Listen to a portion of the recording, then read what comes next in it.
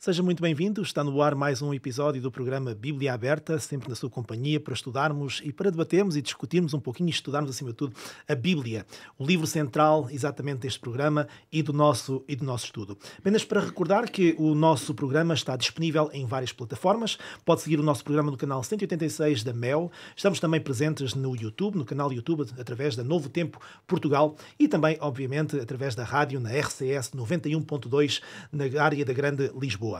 Vamos, esta semana, voltar então a estudar e a continuar exatamente o estudo do Evangelho de Marcos. Esta semana vamos nos focar na pessoa de Jesus de uma forma especial sobre quem é Jesus, a identidade de Jesus. O seu ensino poderoso, portanto, e os seus poderosos milagres apontam todos na mesma direção. Ele é o Messias e esta é a grande realidade daquilo que Jesus veio cumprir exatamente com a sua primeira vinda há 2000 anos atrás.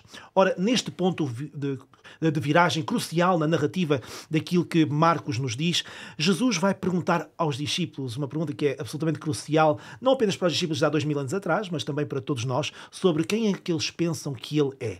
Ora, nestes capítulos, ele vai oferecer também predições sobre a cruz, vai também dar-nos instruções especiais sobre o discipulado e estas poderosas lições continuam a ser muito relevantes ainda no dia de hoje. Continuo muito bem acompanhado com o nosso painel residente. Quero dar as boas-vindas à pastora Hortelinda Gal, que se junta mais uma vez a nós. Muito Obrigado por bom estares dia. connosco. É um prazer, obrigada. Temos também o pastor Pedro Esteves, também, como sempre.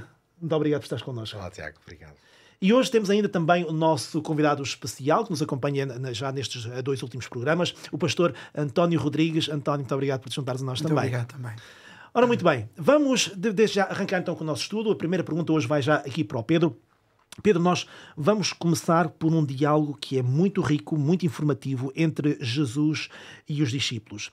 Nós vamos ler alguns versículos, portanto, aquilo que nós encontramos em Marcos, no capítulo 8, onde começamos hoje. Portanto, a partir do verso 27 e até ao verso 30, onde nos diz então o seguinte: Então Jesus e os seus discípulos partiram para as aldeias de Cesareia de Filipe e no caminho perguntou-lhes: Quem dizem os homens que sou eu? E responderam: João Batista, outros Elias, mas outros diziam algum dos profetas. Então lhes perguntou: Mas vós, quem dizeis que eu sou? Respondendo Pedro lhe disse: Tu és o Cristo. Advertiu Jesus de que a ninguém dissessem tal coisa a seu respeito. Pedro, afinal de contas, porquê estas duas perguntas? E será que Jesus queria mesmo saber o que pensavam dele? Ou será que tinha aqui um outro desejo mais profundo, um objetivo mais profundo em relação aos discípulos? Sim, eu creio profundamente, e temos muitas evidências, de que o objetivo de Jesus não era suprir uma curiosidade sobre o que as pessoas diriam sobre ele. Quando eu digo evidências, basta trazer esta.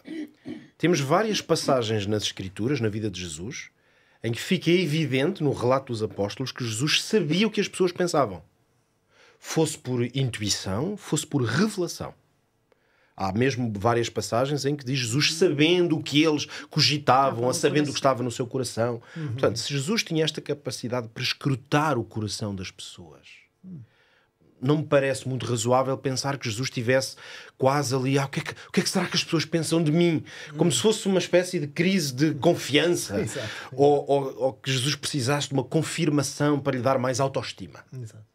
Não é esta leitura que nós vamos fazer desta passagem. Portanto, quando Jesus diz, olha, digam-me o que é que as pessoas dizem que eu sou, e depois, e vocês quem dizem que eu sou, são duas perguntas muito mais abrangentes, não tanto Jesus a querer informar-se, mas Jesus a querer, mais uma vez, didática, pedagogicamente, a tentar conduzir os discípulos para uma reflexão. Por isso, quando Jesus está nesta relação com os discípulos, ele está sempre na posição de mestre. Portanto, eu não vejo nesta história uma inversão em que Jesus está ali a querer ver se eles o informam. Ele está no controle. Por isso, estas perguntas são as perguntas de um mestre que quer ensinar através das próprias perguntas.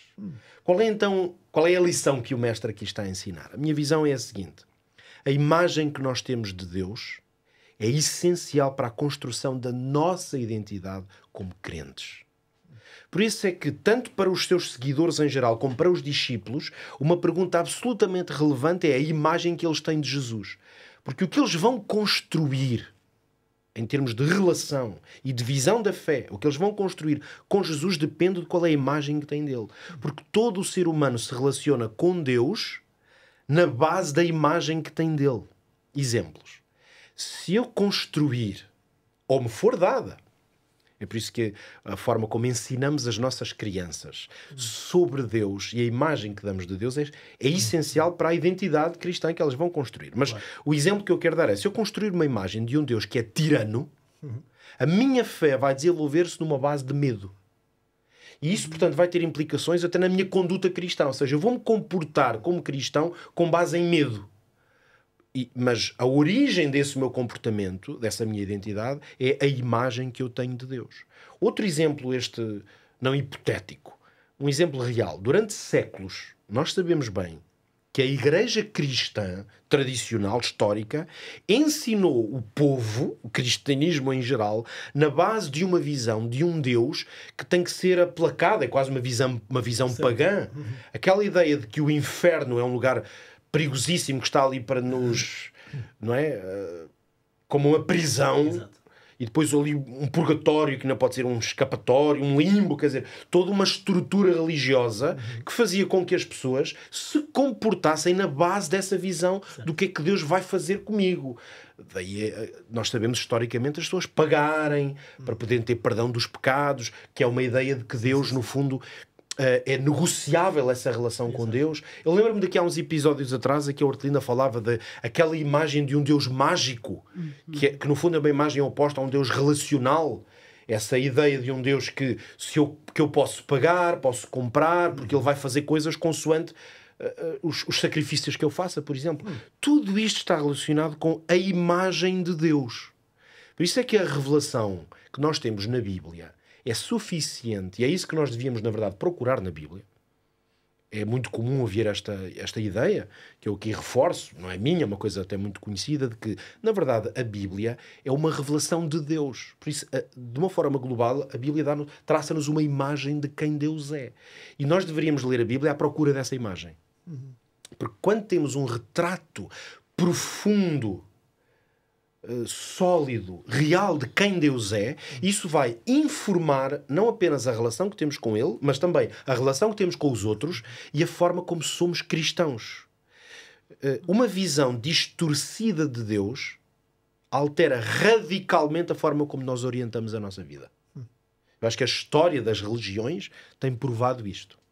E eu queria terminar aqui a minha primeira intervenção com 2 exemplos, pelo menos um exemplo, se não tiver tempo, pelo menos um exemplo bíblico, que é por isso para mim é um dos personagens bíblicos mais fascinantes, seguramente é um dos que eu mais estudo, e a conclusão a que eu cheguei é que o que torna Davi, o rei Davi, como um grande homem de Deus é a visão que ele tem de Deus. Eu trouxe aqui 2 ou 3 exemplos que estão nas palavras de Davi ao longo da Bíblia, que revelam que Davi tinha muito claro uma imagem de Deus, que até considero que é uma imagem à frente do seu tempo. É como se Davi tivesse uma imagem quase cristocêntrica de Jesus. Ou seja, que nós mais facilmente encontramos... Perdão, eu disse mal. Uma imagem cristocêntrica de Deus. Exato. Antes da revelação de Jesus, porque depois de Jesus é mais natural que nós tenhamos essa visão. Aliás, isso tem um pequeno parênteses. Essa ideia de que no Antigo Testamento temos uma visão de Deus radicalmente diferente do Novo Testamento é que gera em muitas pessoas uma ideia de que, ok, eu quero ter uma relação cristocêntrica com Deus, como se Cristo estivesse ausente ou não fosse possível ter essa visão com ele. Davi, em certo sentido, é um exemplo de que não é assim. Alguns exemplos do que ele disse. Por exemplo, 1 de Crónicas 29:17, que é aquela última oração de Davi no final da vida. A certa altura ele diz assim: eu bem sei, Deus meu, que tu provas os corações e que da sinceridade te agradas. Para mim é lindíssimo ver Davi no final da sua vida entender estas 2 coisas sobre Deus. Que Deus prova os corações, que Deus sonda e nos procura. Por isso é que nos Salmos ele muitas vezes dizia: Senhor, sonda-me e conhece-me. Ou seja, como Deus sabe, como Davi sabe que Deus sonda e procura conhecer, ele quer ser conhecido. Deus está à procura de sinceridade. E vamos agora ao Salmo 51, onde várias frases dentro do Salmo 51, bem conhecido, aquele salmo de contrição e arrependimento, Davi revela, na verdade, a visão que tinha sobre Deus. É por isso que ele faz esta oração. 2 exemplos. Primeiro ele começa a dizer: conheço as minhas transgressões, o meu pecado está sempre diante de mim. Isto não é sobre Deus, é sobre ele. Davi sabe quem é. Só que também sabe quem Deus é. Depois diz: eu sei que tu amas a verdade no íntimo e que me fazes conhecer a sabedoria. E termina o Salmo 51 dizendo: eu sei que tu não desejas sacrifícios, senão eu os daria. Tu não te deleitas em holocaustos. Mas para Deus, um espírito quebrantado e contrito são os sacrifícios que ele procura. O que nós percebemos é que Davi consegue recuperar salvificamente do seu pecado porque tem uma visão correta de como funciona a misericórdia de Deus e do que Deus procura no ser humano. Então aqui encontramos a ideia de que ter uma correta imagem de Deus leva-nos a uma correta experiência cristã. Sem dúvida. E realmente Davi, que tem uma experiência de vida, uma caminhada com Deus que é tão diversificada, teve momentos altíssimos espiritualmente, teve um grande baixo, digamos assim, na sua caminhada, e mesmo assim, no final da sua vida, é capaz de transmitir esta ideia de proximidade a Deus e de conhecimento de um Deus que se interessa na sua circunstância. Muito bem, Hortelinda, vamos nós ler aqui um famoso e importante ensino, portanto, de Jesus, que Marcos vai registrar também neste capítulo 8, e por isso vamos ler, então, também alguns versinhos, portanto, no capítulo 8, nos versos 34 ao verso 37, onde nos diz o seguinte: Então Jesus, convocando a multidão e juntamente os seus discípulos, disse-lhes: Se alguém quer vir após mim, a si mesmo se negue, tome a sua cruz e siga-me. Quem quiser, pois, salvar a sua vida, perdê-la, e quem perder a vida por causa de mim e do Evangelho, salva-la. Que aproveita o homem ganhar o mundo inteiro e perder a sua alma? Que daria um homem em troca da sua alma? Hortelinda, afinal, que cruz é esta que Jesus diz aos seus seguidores que têm de carregar? Afinal de contas, a cruz era um instrumento de tortura romano, não é verdade? Que tinha uma simbologia de algo que toda a gente queria evitar, até mesmo desviar o olhar, era algo horrível, não é verdade? Mas o que é que se passa aqui? Trata-se de um apelo ao sofrimento e à penitência? Ou será que há algo mais profundo aqui no contexto do discipulado, por exemplo? Estivemos atentos àquilo que disse o Pedro sobre a grande pergunta de Jesus: quem pensam vocês? Sobretudo a segunda. Quem é que vocês pensam que eu sou? E é muito interessante porque Jesus também faz esta pergunta porque ele tem uma revelação a fazer aos apóstolos que é desagradável, que eles não esperam de maneira nenhuma e que será a maior surpresa da vida deles. E é que, como Jesus diz, o Filho do Homem, esse Filho do Homem que vocês dizem que é o Filho de Deus, que reconhecem como o Filho de Deus, ele vai ser, como diz o texto, não é? Ele, o Filho do Homem, vai padecer, vai ser rejeitado pelos anciãos, pelos príncipes dos sacerdotes, pelos escribas, e vai ser morto, e depois ao terceiro dia ressuscitará. Ou seja, Jesus vai aqui, precisa de consolidar a fé dos discípulos de quem ele é, para lhe dizer aquilo que ele vai passar, para que eles possam saber que aquilo está sob controle, está dentro do programa, ou foi pelo menos integrado no programa de Deus. E Jesus fala-lhes então da cruz, da sua. E Jesus depois vai falar da cruz dos discípulos. Eu acho isto muito bonito porque Jesus não fala da cruz dos discípulos antes de falar da sua cruz. Exatamente. E não fala da sua cruz antes dos discípulos estarem preparados para receber uma informação tão difícil, tão difícil de integrar, não é verdade, para quem esperava um Messias vitorioso. Então, o que é esta cruz dos discípulos, não é? O que é esta cruz dos discípulos? Nós ouvimos muitas vezes as pessoas dizerem: ai, tenho tantas dores nos joelhos, é a minha cruz. Tenho um filho que se porta mal, é a minha cruz. As perdas, os sofrimentos, os maus relacionamentos. As pessoas dizem, é a minha cruz, mas se isso é a cruz, toda a gente tem cruz, não é? Portanto, logo a cruz de Jesus não será certamente nada disso.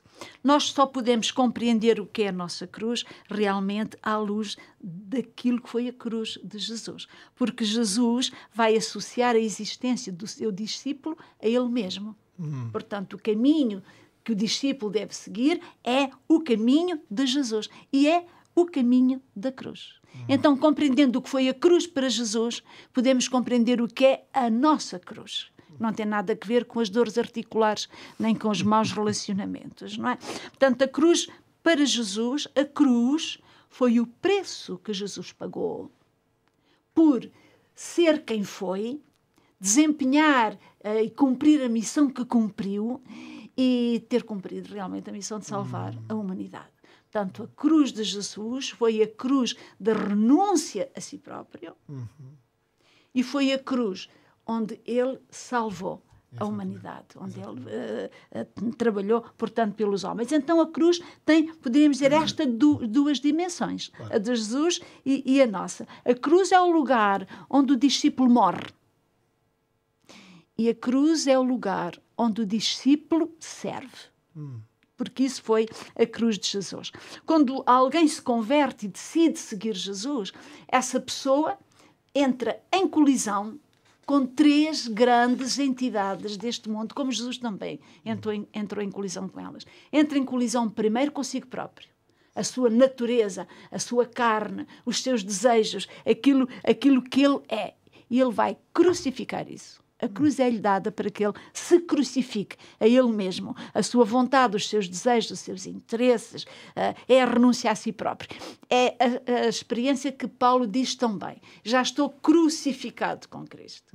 E vivo não mais eu, mas Cristo vive em mim. Portanto, esta é a nossa cruz. Todo aquele que segue Jesus tem que passar por esta cruz. Tem que capitular ele mesmo, para se poder entregar ao Senhor. Um outro inimigo que se vai confrontar connosco, além da carne, que vamos, enfim, sempre lutar com ela. A carne luta contra o espírito e o espírito contra a carne. É uma luta que nós temos sempre. Há ainda um outro inimigo, que é o mundo. O mundo, que já vimos noutros programas que aqui fizemos, é um conjunto de valores que se vai opor àquilo que Cristo propõe. O mundo entra em colisão com o crente e vai-lhe fazer a vida negra, se assim podemos dizer, precisamente por essa confrontação que o crente lhe faz. Precisamos de crucificar as propostas do mundo, aquilo que o mundo nos mostra como o caminho para ser feliz. Exatamente. Então, crucificar o mundo. E o apóstolo Paulo também diz isto, não é? Longe esteja de mim gloriar-me, a não ser na cruz de Jesus Cristo, pela qual o mundo está crucificado para mim e eu para o mundo. Então, a cruz é-nos dada para sacrificarmos este inimigo também. Não é? Não é fácil nós vivermos no mundo sem sermos do mundo. Na verdade, Jesus orou exatamente nesse sentido. Em João 17, nós encontramos aquela famosíssima oração de Jesus, onde ele ora exatamente nesse sentido, porque a realidade é esta. O mundo dita muito aquilo que nós somos hoje, o nosso comportamento, as nossas escolhas. Há uma razão pela qual não nos vestimos da mesma forma que se vestia há 100 anos atrás ou há 200 anos atrás, por exemplo. Ou seja, o mundo acaba por ditar muito do ritmo da nossa vida hoje em dia, não é verdade? E fazer esta distinção das coisas para não ficarmos demasiado misturados com aquilo que o mundo nos dá é de facto qualquer coisa muito difícil para o ser humano, mas só com um apego profundo lá está a Jesus, não é, Hortelinda? A Jesus. Portanto, há ainda uma outra entidade que nós vamos ter no nosso encalço em permanência e que faz parte da nossa cruz, e que é Satanás. É Satanás, porque ele não quer perder os seus elementos. Então a cruz é nada mais, nada menos que todos esses conjunto de dificuldades, de sofrimento, que tu vais levar por cima do sofrimento que toda a gente tem, que tu tens como toda a gente, mas que é um acréscimo de dificuldades pelo facto de que tu és cristão, que te converteste a Jesus. Mas como para Jesus também a cruz é um lugar de serviço. E a cruz deve ser um instrumento que nós pomos ao serviço dos outros. Através da cruz, Jesus salvou a humanidade. Através da tua cruz, mesmo com dificuldades, mesmo com sofrimento, tu vais participar também nesse apelo da humanidade à salvação. E muitas vezes é essa cruz que o inimigo te põe, essas dificuldades que tu enfrentas, tu as podes usar, podem se tornar trunfo para tu poderes cumprir a missão do serviço. Não é? Lembremos-nos dos mártires. Quanto mais mártires matas, mais cristãos. Quanto mais cristãos matas, mais cristãos aparecem. Ou seja, o testemunho da fidelidade no meio das dificuldades é o maior testemunho de que Cristo vale a pena e de que ele vale a pena segui-lo. Não é? Seguir Jesus é então perseguir o seu caminho, conseguir a sua vitória e prosseguir a sua obra. Amém. Isto implica uma cruz. Mas isto realmente, como Jesus disse, vale a pena perder esta vida por aquilo que alcançamos. Jesus não quer dizer pela cruz que é apenas um caminho difícil, árduo. Não, é um caminho de paz, é um caminho de alegria. Porquê? porque tens o outro crucificado, que está ao teu lado e que te dá todo o apoio que tu necessitas. Sem dúvida. E que acaba por ser um certificado de que nós estamos focados não naquilo que aqui vivemos, de certa forma, mas algo que ultrapassa as dimensões daquilo que vivemos neste mundo, sem dúvida nenhuma. Deixa-me só ler uma frase que eu li esta semana no manual de Eliot e que diz assim, sobre o que nós ganhamos e o que nós perdemos seguindo a Cristo. Diz, não é tolo aquele que dá o que não pode guardar, que é a vida, acabamos por perdê-la, não é? Para ganhar aquilo que não pode perder. Exatamente. Não podemos perder a vida que vale a pena. Claro. Porque esta acabaremos sempre sem dúvida, sem dúvida. Muito obrigado, Hortelinda. Nós vamos agora entrar então no capítulo 9 do Evangelho de Marcos, não é verdade? E António, vou contar com a tua ajuda, porque nós temos aqui um relato extraordinário, o relato da transfiguração. Ora bem, isto é um momento único em que Elias e Moisés aparecem diante de Jesus e dos discípulos, na verdade, Pedro, Tiago e João, e Jesus vai experimentar, digamos, um fenómeno muito especial, então que a Bíblia vai chamar de transfiguração, não é verdade? Ora bem, Elias e Moisés são duas personagens muito importantes no Antigo Testamento, não é verdade? E aparecem num momento determinante no Novo Testamento, ok? Então, António, afinal o que é que se passou aqui? E porquê é que esta aparição teve lugar destes homens especificamente e este fenómeno com Jesus? Realmente, é como tu disseste, Tiago, é um momento muito importante nos Evangelhos. E talvez, quando lemos a palavra de Deus, os nossos olhos passam depressa demais sobre este momento. Damos importância a outras coisas, que são importantes nos Evangelhos, mas aqui a transfiguração é algo muito peculiar, é muito especial. Por várias razões. Primeiro, Jesus era um ser humano. Prova que Jesus era um ser humano. Mas também prova que Jesus era divino. Portanto, logo aqui encontramos algo que a nossa natureza humana não consegue compreender. Depois, os discípulos precisavam pelo menos alguns, os 3 que estiveram com ele, precisavam de ver algo mais em Cristo. Que mais tarde, eles no momento não puderam ter a compreensão absoluta, mas mais tarde eles entenderam a razão pela qual Jesus veio a este mundo. E Jesus queria também trazer uma novidade para o ser humano, que afinal existe vida eterna. Através de 2 exemplos, de Moisés e de Elias, que vão representar aqueles que um dia estarão na eternidade, quer que pela ressurreição, quer pela transformação, sem passar pela morte e sem ser ressuscitados, claro. Portanto, há aqui uma lição bem completa a qual Jesus quis transmitir aos discípulos. Só que os discípulos, eles estavam numa outra onda. Estavam num outro patamar. Eles não olhavam para Jesus ou não entenderam realmente esta transfiguração. Jesus tinha-lhes falado que ele iria morrer, que iria findar a sua vida aqui. Só que eles achavam que Jesus não estava a falar o que era correto. E Jesus levou-os a um lugar em que eles pudessem contemplar um Cristo que não findava, mas um Cristo que iria continuar. E que a promessa que Jesus fez em João 14, lá um dia se vai cumprir, porque Jesus iria preparar um lugar. Jesus iria continuar na sua vida, não terrena, mas com forma, com corpo, claro, mas na sua vida celestial. E aqui encontramos esta riqueza de doutrina, ou doutrinas, que nos ajudam a ter a certeza de que tem que existir algo mais para lá do que aquilo que muitas vezes nós alcançamos aqui nesta vida. E quando quando Jesus se apresenta com a sua glória, com a sua divindade, eu acredito que foi algo fora de tudo aquilo que o ser humano pudesse até hoje contemplar. Claro.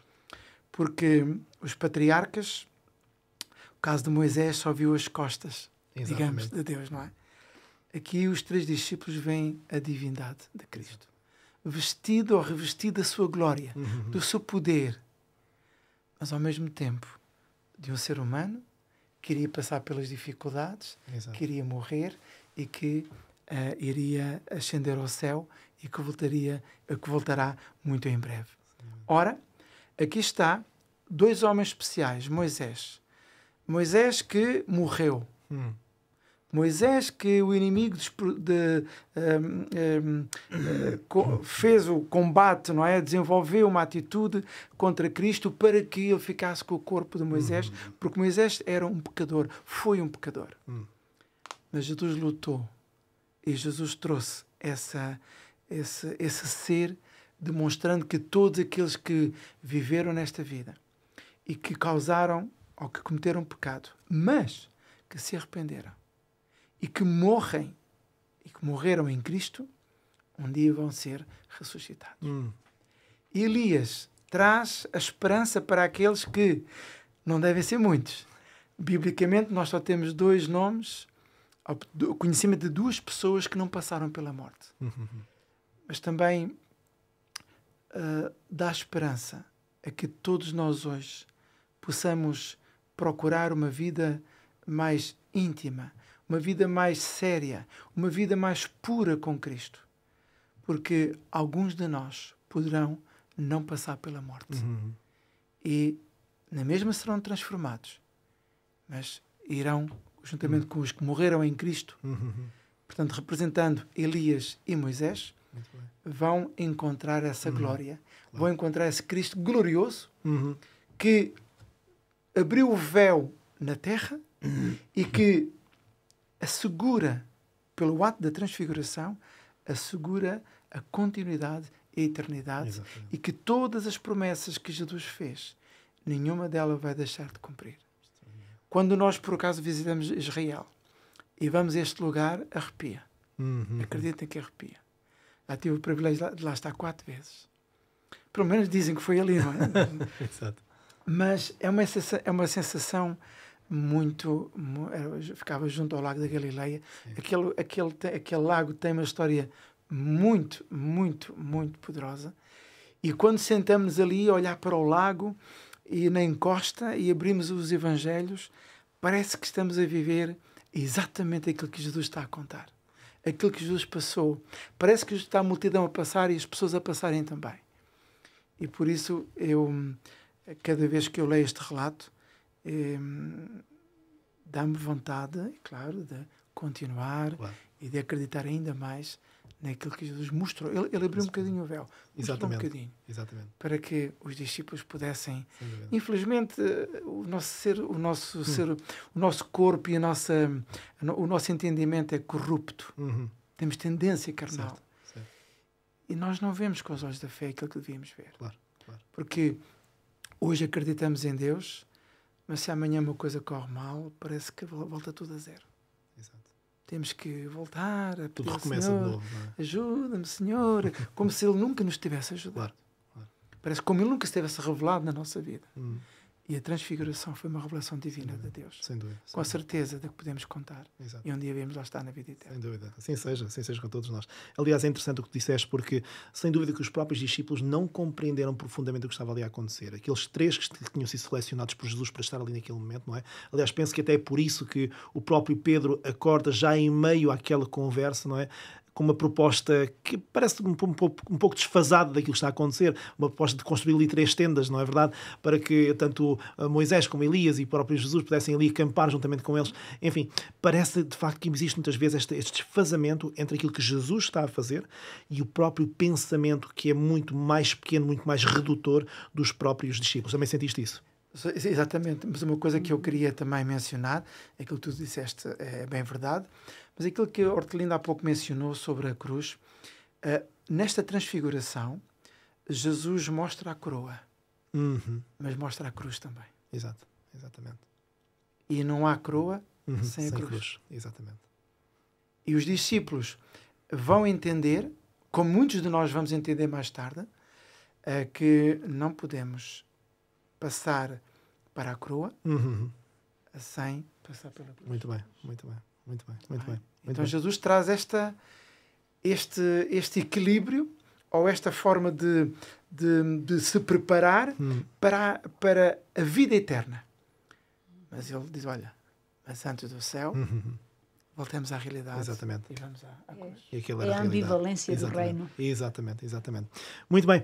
Bom, dirijo-me agora ao nosso auditório, que nos estão a seguir fielmente aqui, portanto, na nossa Bíblia aberta. Quero aproveitar para me dirigir a vós, que nos seguem e que querem continuar, então, mais uma vez a estudar. Recordo que temos, então, esta oferta especial, gratuita, A Origem de Tudo. Um guia de estudo que aborda vários temas, que certamente são perguntas muito atuais, questões que muitos se têm questionado em relação à própria existência de Deus. Temas como a origem do universo, a origem da vida, os dinossauros, inclusivamente, também está aqui explicado, enfim, a origem do mal, a origem da palavra e como é que nós podemos voltar, então, para um relacionamento pessoal com o nosso Deus. Pois bem, aqui está este manual gratuito. Pode contactar-nos através do número 933 939291, volto a repetir, 933 939291, e então pode solicitar então o envio gratuito deste manual. Teremos todo o prazer em partilhá-lo consigo, para que possa também estudar por si próprio e até mesmo partilhar com a família ou com os seus amigos. Muito bem, vamos continuar com o nosso estudinho. Vou já começar aqui pelo Pedro, porque nós a seguir vamos ver Jesus que vai operar uma libertação, portanto, de mais um jovem endemoniado. Já abordámos esta questão, portanto, num programa anterior, e isto tornou-se normal no ministério, portanto, de Jesus. Mas aqui com uma particularidade, é que os discípulos não conseguem em primeira mão, portanto, operar esta libertação, não é verdade? E quando tentam perceber a razão, Jesus diz-lhes: esta casta de demónios não pode sair com coisa alguma, a não ser duas coisas: oração e jejum. Okay? Então, como é que podemos entender, Pedro, um segredo aparentemente tão simples? Como é que nos podes explicar isto? Parece um pouco desconcertante. É, não é? Exatamente. Aliás, a simplicidade de Jesus, com muita frequência, é desconcertante. Exato.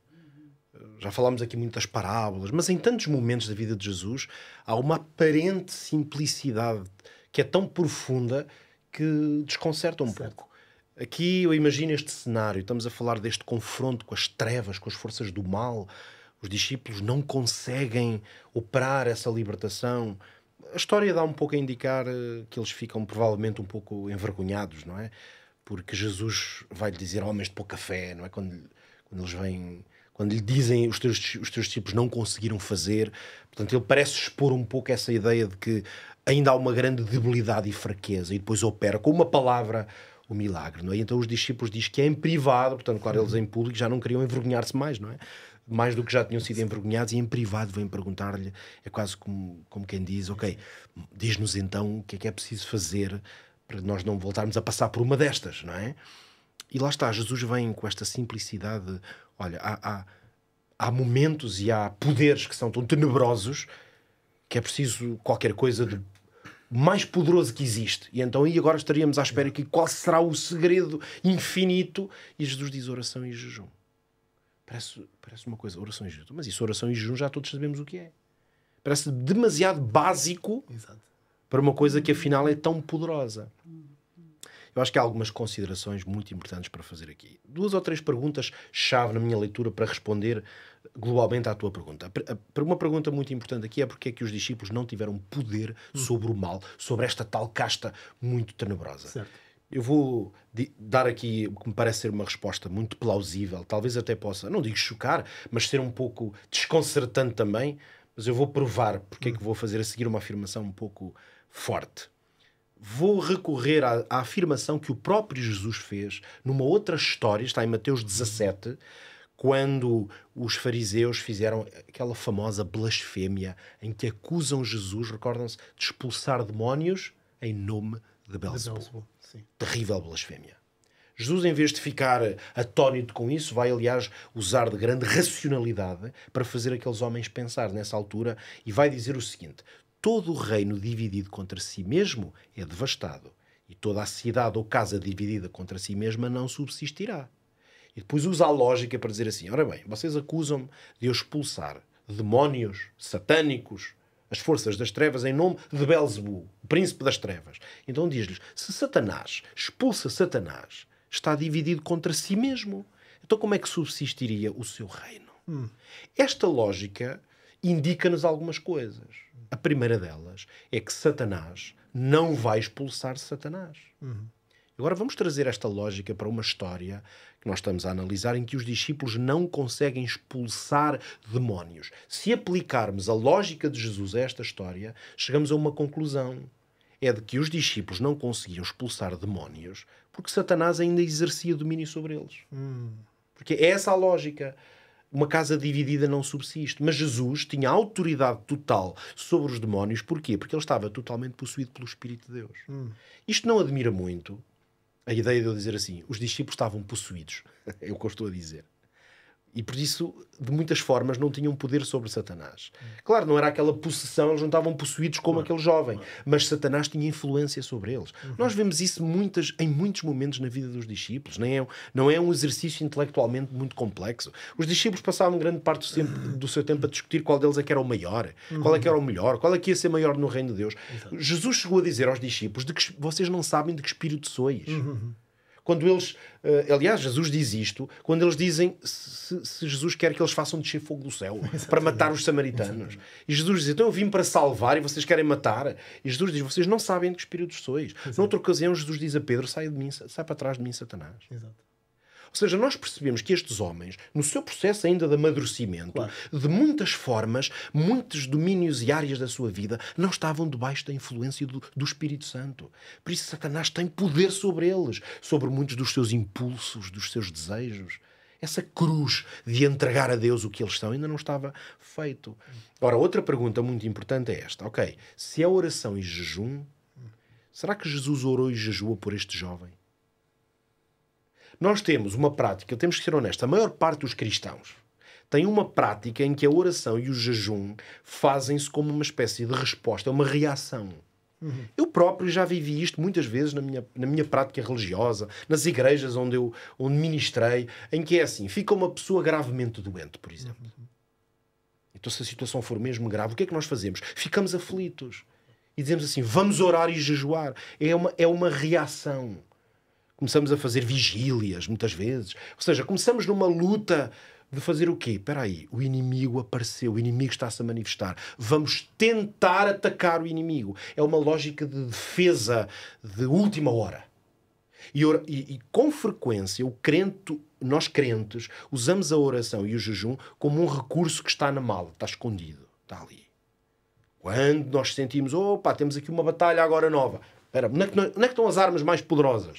Elas estão guardadas. E nós atacamos, em termos espirituais, com oração e jejum. Ora, olhemos para esta história e vamos dizer assim, se esta fosse a lógica de Jesus, ele faria assim. A narrativa, a performance do milagre era, porque foi o pai que veio ter, não é? Jesus dizia assim ao pai, olha, espera um pouco, eu vou agora orar e jejuar, fazer umas vigílias fortes, e para a semana eu volto cá. Para ver se já estou... empoderado o suficiente para orar. Mas Jesus não fez isso. Jesus disse uma palavra e o demónio saiu. No entanto, diz oração e jejum. Só há uma conclusão. E a conclusão nós vemos-la nos Evangelhos, plasmada o tempo todo. Jesus vivia em oração e jejum. Ou seja, orar e jejuar, para Jesus, é um estilo de vida, é uma forma de estar. Por isso é que podemos dizer que a identidade espiritual dos discípulos era uma identidade fraca. Que no fundo é muitas vezes a nossa, que é, nós não vivemos numa lógica de oração e jejum. Quando Satanás age ou se manifesta, pelo menos à nossa vista, nós então vamos buscar oração e jejum.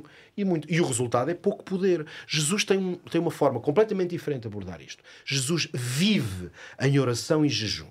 Muito bem. Quando Satanás age ou aparece, então ele tem muito poder. Por isso é que podemos resumir a ideia assim.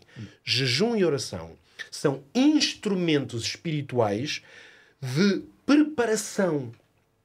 Oração vai ser tudo o que na nossa vida abre as portas que dão acesso ao Espírito Santo, e jejum é parar ou fechar todas as portas que dão acesso ao inimigo. Se eu fizer estas duas coisas de forma permanente, tentar fechar todas as portas possíveis e abrir todas as portas possíveis ao Espírito e fechá-las a Satanás, eu vou ter poder.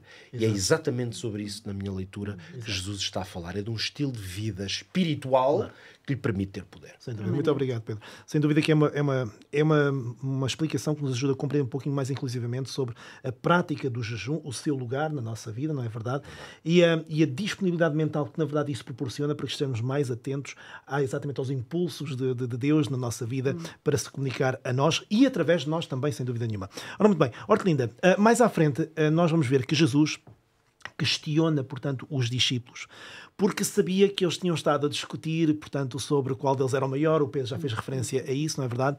Ora bem, com base na experiência destes homens e na resposta do próprio Jesus, podemos dizer que a vontade de grandeza é um dos sinais mais claros, digamos, de imaturidade e de afastamento dos valores que são essenciais e centrais no reino de Deus?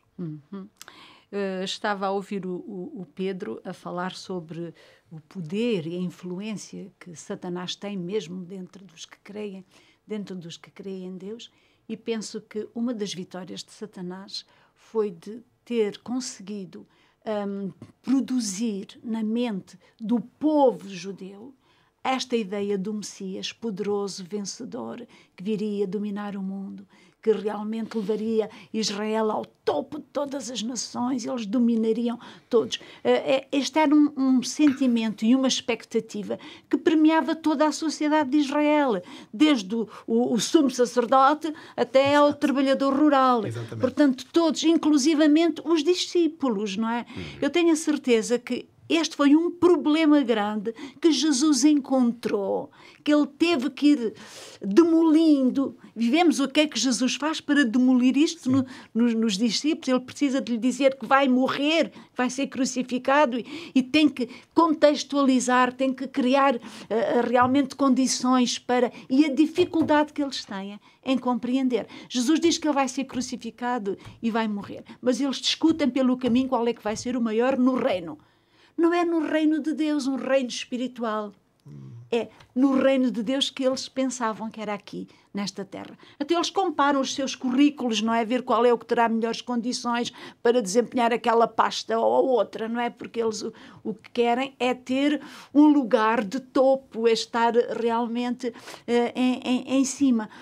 E isto leva-nos a compreender como é difícil ao Espírito Santo demolir barreiras que foram construídas durante séculos e, como dizia o Pedro numa outra intervenção dele, tradições que estão tão arraigadas que acabam por fazer parte da identidade das pessoas, não é? Mas os discípulos estavam completamente emaranhados nestes valores, não é? Os valores que o mundo realmente proporciona, os valores do reino de Deus estão em total oposição com os valores deste mundo. Por isso é que Jesus lhe disse, neste mundo é grande quem é servido, quem é honrado, quem se veste bem, quem tem aparência. Bem, no reino de Deus é ao contrário, vira isso de pés para o ar. E na realidade no reino de Deus é grande, é quem serve, quem é pequenino e quem está disposto realmente a servir. Neste mundo nós vemos que os valores que orientam, os valores norteadores deste mundo, é o ter, possuir. É o parecer, dar nas vistas, adquirir notoriedade, fazer-se reconhecer, fazer-se apreciar. É o saber, porque isso dá estatuto.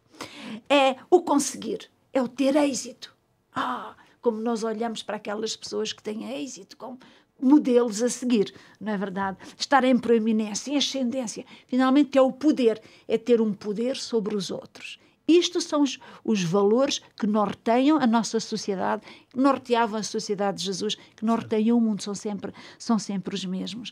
Em contrapartida, os valores do reino de Deus realmente fazem fraca figura diante destas pessoas, neste contexto. É ser, tu és, mas tu só és em relação a um outro que é. Portanto, tu és muito mais do que tu podes até pensar, mas é em relação àquele que é. Aquele que é. Então, tenta ser, encontrá-lo, não é? É o transparecer. Em vez de quereres parecer, transparece. Ser verdade, ser translúcido. Que o que tu dizes corresponde ao que tu sentes, ao que tu pensas, àquilo que tu és. É muito interessante que Jesus pôs no meio deles uma criança. Chamou um menino, pôs no meio deles e disse, para vos pertencer ao reino de Deus, tereis que nos vos tornar como crianças. Está aqui a referência. Está aqui Exatamente. a referência. E o que é a criança? A criança é absolutamente uma pessoa sem poder. Não tem poder. A criança é totalmente dependente. Exato. Não é inocente. Às vezes tem mau caráter, já, enfim. Mas é dependente. Sim. E tem uma coisa muito importante que as crianças têm. É confiante, confia nos adultos. E a criança só tem um desejo. É crescer. E isto é um valor que Jesus nos dá a nós também. Queres pertencer ao reino? Então, sê. Transparece. Depende de Deus. E cresce. Exatamente. Cresce. E não vais mais parar de crescer. O reino de Deus o reino de Deus, no reino de Deus, quem serve é Deus. Nós temos sempre esta ideia de que nós servimos Deus. Mas quem serve quem? É o homem que serve Deus ou é Deus que serve o homem? Boa pergunta. É porque se nós olharmos bem para a história, nós vamos ver que os homens que servem Deus, ao longo da história, serviram Deus matando os outros homens. É? Pensem nas cruzadas, pensem na Inquisição, pensem em todas as antifadas passadas e presentes. Ao serviço de Deus, os homens que são servos de Deus, então usam do poder de ser servos de Deus para destruir os outros homens. Portanto, é tudo o contrário daquilo que Jesus disse aos discípulos. A última imagem que Jesus deixa para os discípulos é a imagem do serviço. É ele ajoelhado aos pés dos discípulos a lavar-lhe os pés. E diz: isto é o reino de Deus. Imagem poderosa. Deus é o maior. Deus é quem serve. Então, deixa de servir por Deus. E deixando-te de servir por Deus, tu poderás servir os outros. Eu penso que aquele mandamento que Jesus diz, um novo mandamento vos deixo, que vos ameis uns aos outros, como eu vos amei. Jesus poderia ter dito, um novo mandamento vos deixo. Servi-vos uns aos outros, como eu vos servi. E este é o padrão do reino. Sem dúvida. Portanto, é o desafio que ele nos faz ainda hoje, porque nós hoje mesmo, no nosso tempo, continuamos muito seduzidos pelos valores deste mundo. Verdade. E pouco atraídos por aqueles do reino bem. de Deus. Eu queria só citar a frase que Jesus disse nessa ocasião maravilhosa, que é... eu dei-vos este exemplo para que agora façais uns aos outros. Aliás, é baseado nessa frase que ritualisticamente nós lavamos os pés uns aos outros. Mas sabemos que o Jesus que estava a dizer não é que cumpra um ritual. E o ritual pode ser cumprido, mas agora façam uma isto, atitude. que é o maior ajoelhe-se e sirva o outro. Exatamente. Esse é o grande valor do reino de Deus. Aliás, esse é um discurso que, mais do que informativo, é transformativo na medida em que o ouvinte o coloca exatamente em prática. E o próprio Deus dá o exemplo. Sem dúvida, exatamente. Certo. Não manda simplesmente os outros fazer, dá o exemplo, estabelece o exemplo para nós. E há uma coisa que disseste, Ordelinda, que quando falavas da criança, que por vezes pode ter mau feitio, não é verdade? Mas também tem uma coisa que nós devemos de ver, é que tem um caráter que ainda é moldável. E que deve ser moldado, enquanto que para nós depois acaba por ser muito mais difícil. É preciso muitas vezes, lá está, como o António referiu na primeira parte do programa, é preciso um milagre verdadeiramente, o grande milagre que Jesus quer fazer, que é o de transformar o coração humano, sem dúvida nenhuma. António, é exatamente a ti que me vou dirigir agora, ok? Nós vamos falar agora, portanto, ainda aqui, portanto, no capítulo 9, portanto, do Evangelho de Marcos, que vai terminar com um discurso muito forte da parte de Jesus, onde vai dizer frases como esta. Eu passo a citar, portanto, diz, por exemplo, assim: qualquer que escandalizar um destes pequeninos que creem em mim, melhor lhe fora que lhe pusessem ao pescoço uma módia tafona e que fosse lançado ao mar. Ou ainda se formos, por exemplo, a Marcos 9,43, que diz assim: e se a tua mão te escandalizar, corta.